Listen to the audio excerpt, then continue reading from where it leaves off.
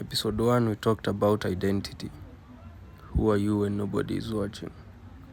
Episode 2, we talked about weight. What are you carrying in silence? Today, we are going to talk about money.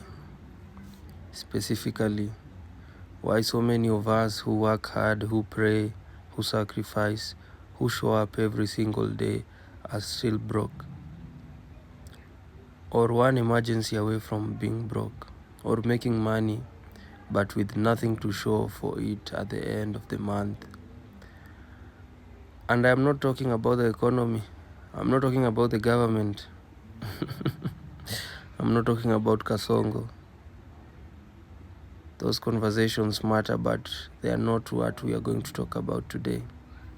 Today we are looking closer at home, at what happened around money when you were growing up, at what you were taught, and at what you are not taught. That is still running your financial life right now without you even knowing it. This is the reality. Episode 3. Let's get into it. Grow up in an African household and try to ask about money. Go ahead. Ask your parents how much they earn. Ask where the money goes. Ask why things are tight this month. Ask why certain topics are always met with, "That is not your concern," or "When you grow up you will understand," or just silence. Money in the African family is treated like a secret, like a private matter that children have no business knowing about. And I understand the intention behind that. Parents want to protect their children from financial anxiety. They do not want the weight of financial stress to sit on their young shoulders. But here is what happens when you grow up in a house where money is never discussed openly. You never learn how it works. You never develop a language for it. You never see financial decision making modeled in front of you. And then one day you're an adult, 22, 25, 28, and suddenly you're supposed to know how to manage a salary, save, invest, budget, and build wealth. And nobody taught you how.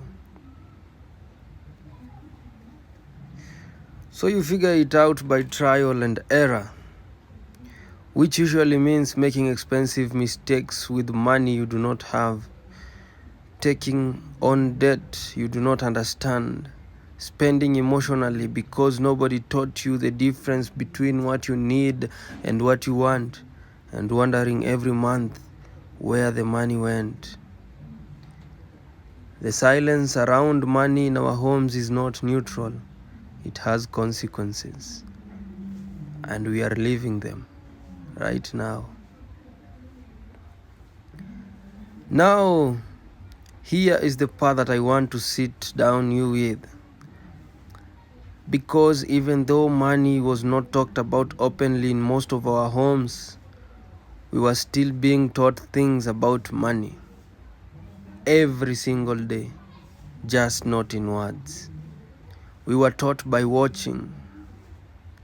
The first thing many of us learned is that money creates tension. Think about it. When did you hear the most arguments in your house growing up? I will guess it was around money, rent, school fees, unexpected expenses. As a child, you absorbed that. I remember one day wanting to go for a school trip. You learned without anyone saying it that money is a source of stress, of conflict, of fear.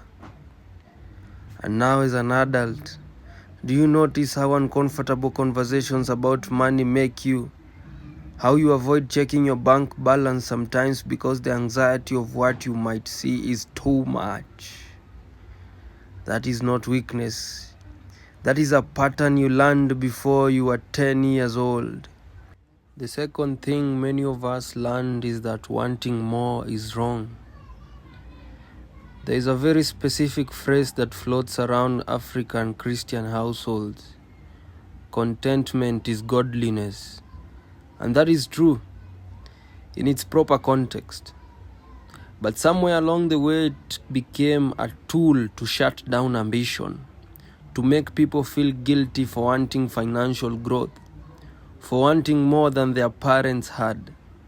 I want to say something gently.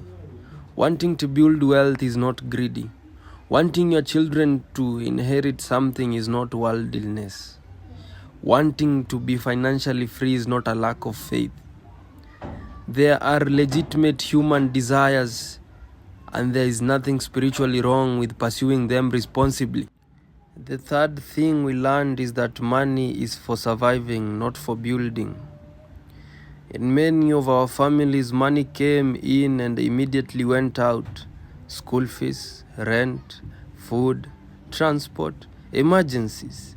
There was nothing left to save, nothing left to invest, and so we grew up watching money as a thing that passes through your hands, not a thing that you build with. So now we earn and we spend. We earn and we spend, not because we are irresponsible, but because that is the only financial behavior we ever saw modeled.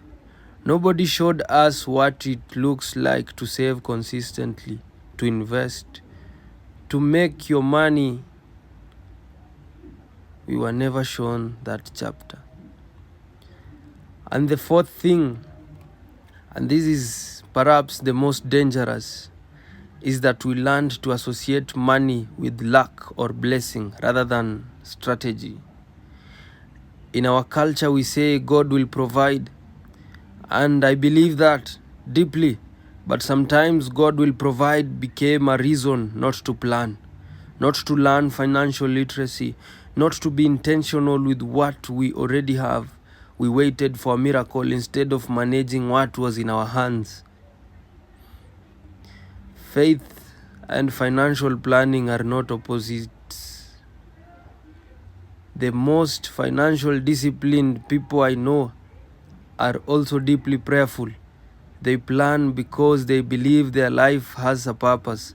They save because they take their future seriously. They invest because they understand that stewardship is also a form of worship.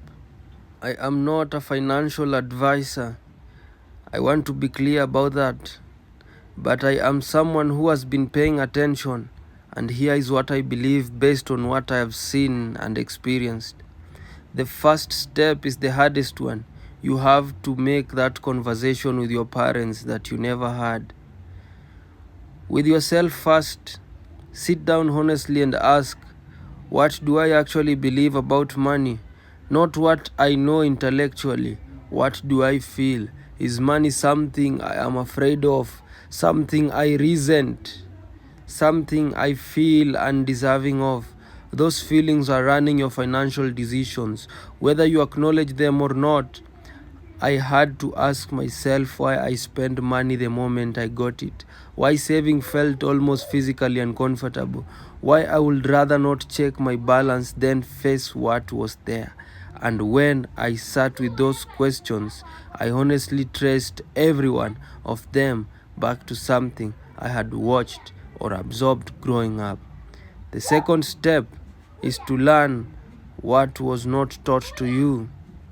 Financial literacy is not complicated. It has been made to feel complicated, but the fundamentals are simple. Spend less than you earn. Save a percentage of everything you make before you spend anything. Understand debt before you take it. Learn one investment option and start small. That is the foundation. You do not need a degree. You do not need a lot of money to start. You need the decision that you are doing, or you're going to be the generation in your family where the pattern changes, where the silence ends, where the conversation starts. And the third step, talk about money with your people, with your friends, with your siblings. Normalize the conversation. Ask each other what you are learning. Share what is working. Remove the shame and the secrecy from it.